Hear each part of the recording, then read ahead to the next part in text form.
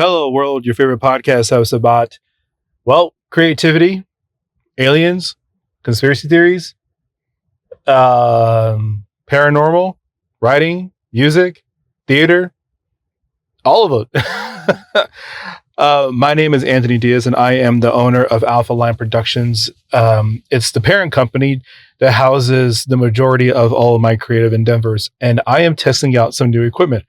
I am testing out the Rode Wireless Mini, this bad boy right here.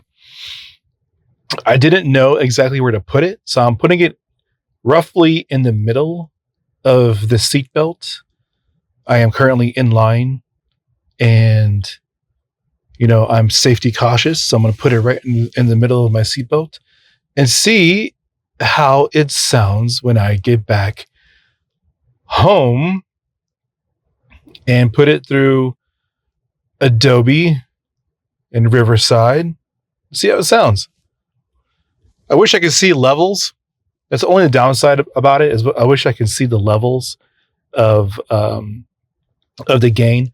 But the Rode Central app just kind of like has a default to gain level high. So I'm assuming that's because, of where likely you're going to have the mic is either on your chest or somewhere not, so close to your mouth, unless you're holding it. But yeah. So what to talk about? I think since yesterday, when I recorded the AI on vocal.media issue. And for those who don't know, AI bots have been, I don't want to say infiltrating, but they have been attacking websites such as vocal.media, which is a platform that I use to publish all my work, and stealing content from authors. And there's been a number of reports to Vocal. Nothing has come out yet about it, but I wanted to just discuss briefly about AI in general. So here's my stance on the whole AI issue. If you use AI for work, so like let's just say you are a coder, and you use ChatGPT to help you code, I think that language is suitable for AI use because it's not really taking anything away from anybody else for profit. You know what I'm saying? So it is just a means to get quick information that is a language that's for computers, right? Coding. If you were using ChatGPT to translate something to a different language, hey, that's fantastic. That's great. You're using the tool for education and for your own usage, such as translation. Great. If you use AI to generate works of art, works of creativity, and then sell it as your own, I think the last justification of that from an article that I read like last year was an art contest. And the first place winner used AI generated art and said that since that person was the one who entered the information into the computer, into the system to generate the image, therefore it's not stolen work. It's his or her idea that made it happen.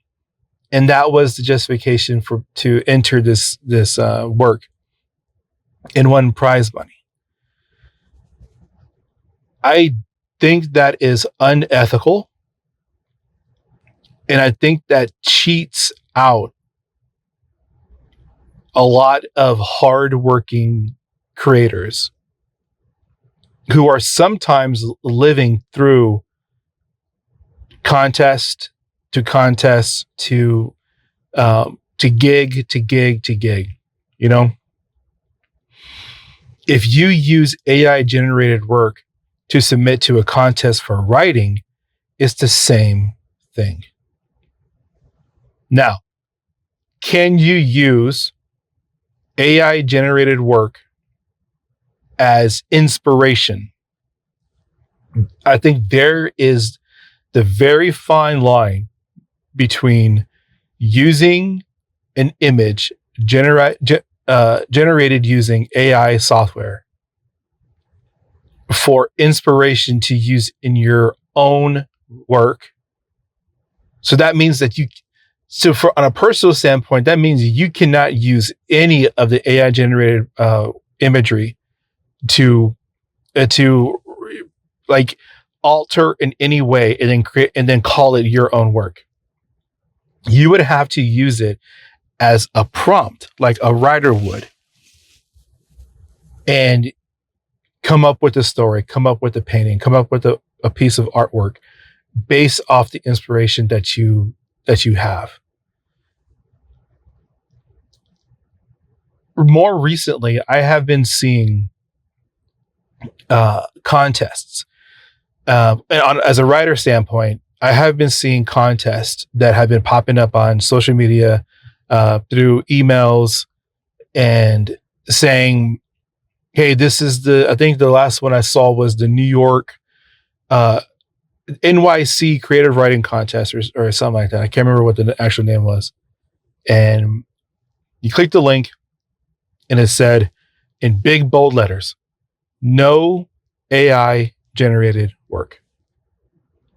And I think that's a great step forward to help protect creators and authors in their creativity, in their own work. The problem is you can't prove if something is AI generated. That's the problem. You can kind of tell based off sentence structure, based off flow, based off of let's just say you are submitting poetry and you go to ChatGPT or whatever other version there are. I don't even know what other versions there are. All I know is ChatGPT. And then you tell the prompt, write me a 3-verse poem about love. Okay. And then it's going to spit you out a poem, a piece of poetry about love. Well, let's just say that you submit that to a contest. And then let's just say one of the judges is a poetry scholar and recognizes the layout of that poem or certain words of that poem and recognize it as somebody else's work. Well, I think the red flag will start to be raised. But the problem is, how do you confirm that something was AI generated? Like, you would literally have to go to that person's computer and then look at their chat history.